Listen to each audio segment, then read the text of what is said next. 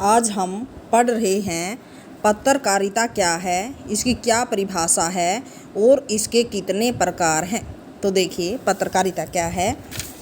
जो पत्र पत्रिकाएं होती हैं वो समाज का दर्पण होती हैं। समाज में घटित हुआ अथवा जो घटित होगा इन सब का वर्णन और विवरण पत्र पत्रिकाओं में किसी न किसी रूप में अवश्य होता है। पत्रकार के पास इन सब घटनाओं का पूरा हिसाब होता है।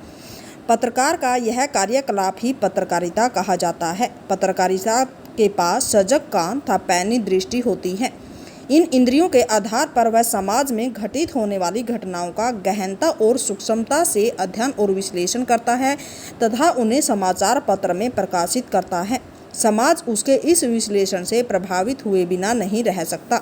वह किसी पीड़ित और दलित की आवाज़ नहीं होता, बल्कि समूचे समाज की पीड़ा को अभिव्यक्ति प्रदान करता है। वह पत्रकार रूप में जिस साहित्य की सृष्टि करता है, रचना करता है, वह समाज का साहित्य होता है, जिसमें समाज के सुख दुख, हर्ष विषाद, राग द्वेष, आशा निराशा आदि होते हैं। पत्रकारिता के स्वरूप को स्पष्ट करने के लिए विद्वानों ने निम्नलिखित परिभाषाएं दी हैं। महात्मा गांधी ने कहा है, पत्रकारिता का उद्देश्य जनता की इच्छाओं, विचारों को समझना और उन्हें व्यक्त करना है। दूसरा उद्देश्य जनता में वांछनीय भावनाओं को जागृत करना और तीसरा उद्देश्य सार्वजनिक दोषों को निर्भयतापूर्वक प्रकट करना है। महादेवी वर्मा के अनुसार पत्रकारिता एक रचनाशील विधा है। इसके बगैर समाज को बदलना असंभव है।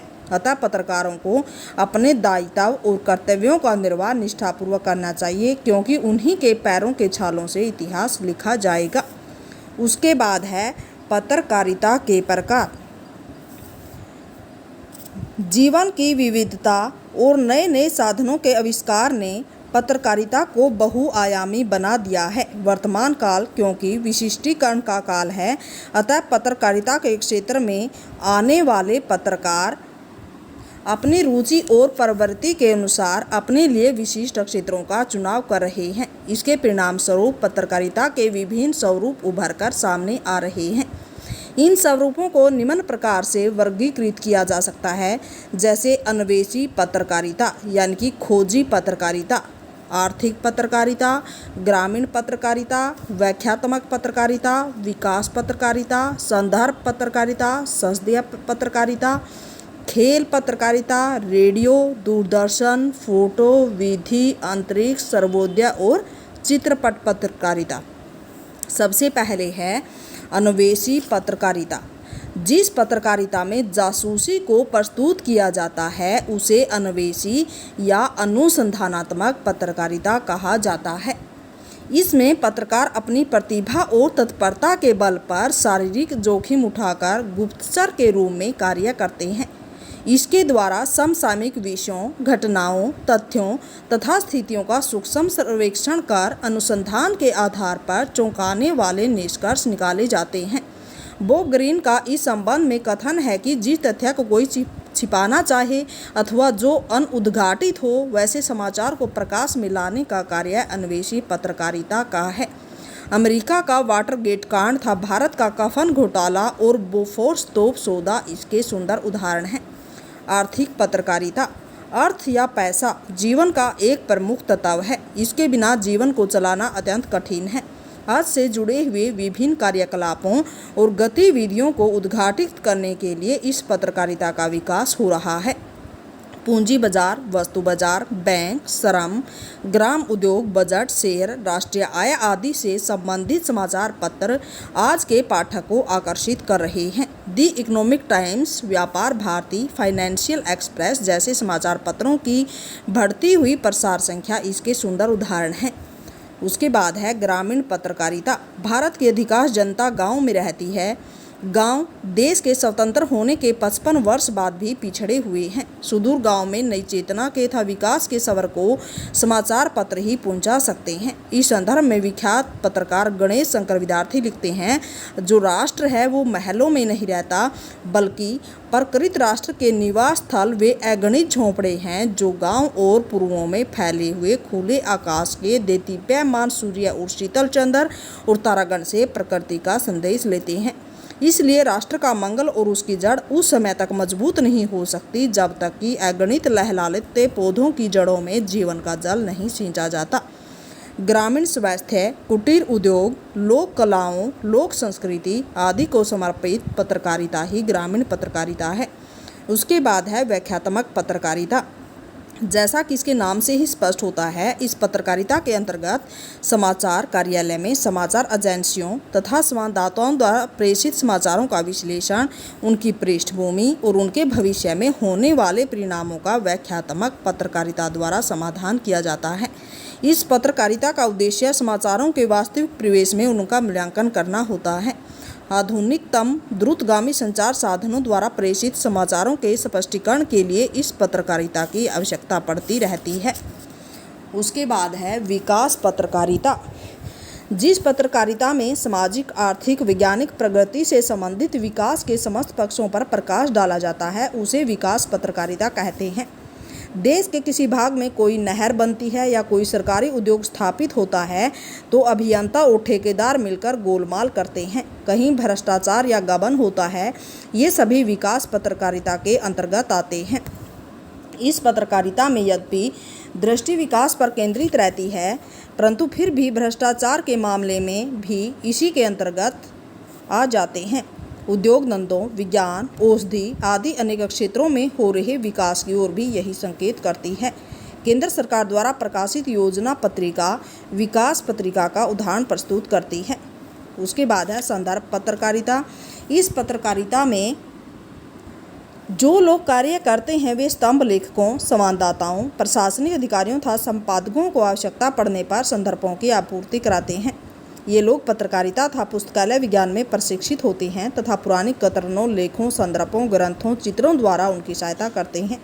इन्हें संस्थान के विश्वकोश भी कहा जाता है। संसदीय पत्रकारिता। इस पत्रकारिता के अंतर्गत संसद के दोनों सदनों, प्रादेशिक विधानसभाओं, परिषदों की कार्यवाही की रिपोर्टिंग अत्यंत सावधानी से की जाती है। जरा सी असावधानी हो जाने पर संसद की अवमानना का प्रश्न उठ सकता है, अतः सावधानी पूर्वक कार्य किया जाता है। संसद कार्यवाही प्रकाशन अधिनियम 1956 को पूरी तरह से समझकर ही समाचार पत्र के लिए सामग्री तैयार की जाती है। खेल पत्रकारिता।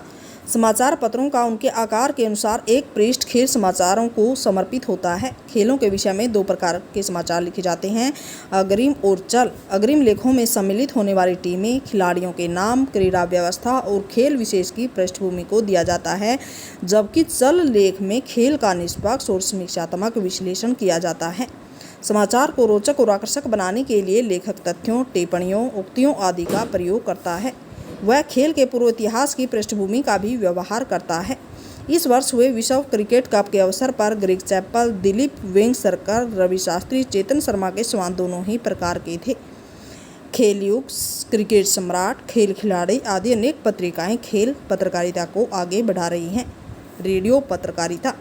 रेडियो पत्रकारिता के अंतर्गत समाचार दर्शन, समाचार बुलेटिन, सामयिक समीक्षा, व्याख्यात्मक सामग्री, ध्वनि संपादन, समाचार वाचन तथा अन्य प्रकार की प्राविधिक जानकारी को समाहित किया जा सकता है। उसके बाद है दूरदर्शन पत्रकारिता। गत 20-30 वर्षों से इस पत्रकारिता का विकास हुआ है। चित्र और ध्वनि के प्राविधिक ज्ञान, लेखन और वाचन की अक्षमता तथा इलेक्ट्रॉनिकी जानकारी के द्वारा इसमें सफलता प्राप्त होती है। दूरदर्शन पत्रकार को अपने साथ छायाकारी को ले जाना पड़ता है। छायाकार चित्रों से तथा पत्रकार अपनी लेखन और वाचन कला से इसे रोचक और प्रभावशाली बनाता है। फोटो पत्रकारिता। चित्रों का प्रभाव शब्दों से अधिक होता है। सुनी सुनाई बात और आंखों से देखी बात में पर्याप्त अंतर होता है। चित्र के आते ही कहानी की झलक सी मिल जाती है, जबकि शब्दों के एक बड़े समूह से गुजरकर तथ्य सामने आता है। इसलिए यह पत्रकारिता अधिक आकर्षक है। चित्र तकनीक में क्रांतिकारी परिवर्तन आ जाने से यह पत्रकारिता काफ़ी लोकप्रिय हो गई है। फोटो पत्रकार समाचारों से जुड़े हुए चित्र लेकर उनका प्रयोग करते हैं। इनके क्षेत्रों में पशु पक्षी, ऐतिहासिक भवन, प्राकृतिक दृश्य तथा समारोह स्थल आदि आते हैं। इस पत्रकारिता में फ़ोटो खींचने का ज्ञान तथा समाचार चेतना का होना अति आवश्यक है। उसके बाद है विधि पत्रकारिता। इस पत्रकारिता के अंतर्गत देश के कानून, मौलिक अधिकार, मानहानि, अदालत, अवमानना, अपमान, लेख, सार्वजनिक व्यवस्था आदि अनेक विधियां आ जाती हैं। विधि पत्रकार को इस प्रकार की विधियों और कानूनों की जानकारी होनी चाहिए, तभी वह इस प्रकार की पत्रकारिता करने में सफल हो सकता है। उसके बाद है अंतरिक्ष पत्रकारिता। आधुनिक काल में सूचना का आधार आकाशीय ग्रह और उपग्रह बन चुके हैं। पृथ्वी अंतरिक्ष में घूमती है और सूर्य का चक्कर लगाती है। चंद्रमा पृथ्वी के चारों ओर घूमता है। उपग्रहों के कारण संचार की दुनिया में क्रांति आ गई है। अंतरिक्ष संचार प्रणाली के कारण समाचार और चित्रों का संप्रेषण हो रहा है। उपग्रहों के कारण एक ही समाचार पत्र के कई संस्करण प्रकाशित हो रहे हैं। मुद्रण, संप्रेषण और प्रकाशन के इन क्षेत्रों में हो रहे परिवर्तन अंतरिक्ष पत्रकारिता के अंतर्गत आकर उसकी काया बदल रहे हैं। सर्वोदय पत्रकारिता। इस पत्रकारिता को करने वाले पत्रकार को अत्यंत धैर्य और संयम से काम लेना पड़ता है। सूर्योदय पत्रकार के मन में किसी वर्ग, जाति, धर्म, संप्रदाय के प्रति किसी प्रकार का द्वेष नहीं होता। वे सभी लोगों के उदय, उनकी उन्नति के लिए सोचते हैं और प्रत्येक समाचार में अपने सर्वजन हिताय दृष्टिकोण को प्रस्तुत करते हैं। हिंदी पत्रकारिता के गांधी युग में यंग इंडिया, नवजीवन, हिंदी नवजीवन, हरिजन आदि समाचार पत्र सूर्योदय पत्रकारिता करते रहे हैं। इसी प्रकार गीता प्रेस गोरखपुर द्वारा प्रकाशित रचनाएं भी इसी पत्रकारिता के उदाहरण दी जा सकती हैं। चित्रपट पत्रकारिता। प्रत्येक समाचार पत्र में सिने उद्योग से जुड़े समाचार होते हैं।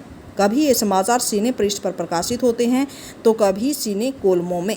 इन समाचारों में सिने जगत के कलाकारों, अभिनेताओं, अभिनेत्रियों के क्रियाकलापों, उनकी फिल्मों की इंडोर या आउटडोर शूटिंग आदि पर लेख, टिप्पणियां और रोचक सामग्री होती है जिसे युवा वर्ग पसंद करता है। कौन सी फिल्म हिट हो रही है, कौन सी बॉक्स ऑफिस पर पिट रही है, किस फिल्म का मुहूर्त हो रहा है और कौन सा बड़ा अभिनेता उसका उद्घाटन कर रहा है, किस शराब पार्टी में झगड़ा हुआ, किस में मारपीट हुई, इन सब की चर्चा पत्रकारिता में होती है। सिने पत्रकार मिर्च मसाला लगाकर ऐसे कॉलमों को प्रस्तुत करते हैं और पाठक ने चटकोर ले लेके पढ़ते हैं। माया नगरी में घूमने वाले पत्रकारों की रोचक सामग्री चित्रपट पत्रकारिता कहलाती है। फिल्मी दुनिया, फिल्मी कलियां, मायापुरी, स्टारडस्ट, चित्रलेखा, सुषमा आदि अनेक पत्रिकाएं और उनके शतम इसके उदाहरण हैं। इन सब के अतिरिक्त पत्रकारिता के दो और रूप हैं, वो हैं कार्टून पत्रकारिता और वीडियो पत्रकारिता। कार्टून पत्रकारिता। आजकल लगभग प्रत्येक समाचार पत्र में जो कार्टूनिस्ट का खर्चा उठा सकता है कार्टूनिस्ट है। ये कार्टूनिस्ट ऐसे कार्टून बनाते हैं जिनकी स्मृति पाठक के मन में वर्षों तक बसी रहती है। चित्रों की भांति समाचार को आकर्षक बनाने में इनका भी योगदान रहता है। कार्टूनकार अपने कार्टूनों के माध्यम से अर्थपूर्ण, ठोस, रचनात्मक, व्यंग्यात्मक तथा संक्षिप्त टिप्पणियां या व्याख्या प्रस्तुत करता है। कार्टूनों के माध्यम से किसी राजनीतिक, सामाजिक, समसामयिक समस्या अथवा गतिविधि पर व्यंग्य या टिप्पणी की जाती है। शंकर्स वीकली इस प्रकार की पत्रिका रही है। शंकर और लक्ष्मण इस प्रकार के कार्टूनकार हैं। उसके बाद है वीडियो पत्रकारिता। अमेरिका में न्यू जर्नलिज्म का आंदोलन बहुत साल पुराना है। इसे ही वीडियो पत्रकारिता कहा जाता है। इसमें दृश्य सर्वे संचार माध्यम से समाचार वाचक अपनी बात को एक टिप्पणीकार की भांति कहता है। वे अपने चेहरे, भंगिमा और आवाज़ के आरोह अवरोह का प्रयोग कर पृष्ठभूमि में दिखाए जाने वाले दृश्यों पर टिप्पणी करते हैं। भारत में movie video, insights, news track, Kalchakra, Lahren आदि पत्रिकाएं वीडियो पत्रकारिता के क्षेत्र में अग्रसर हैं।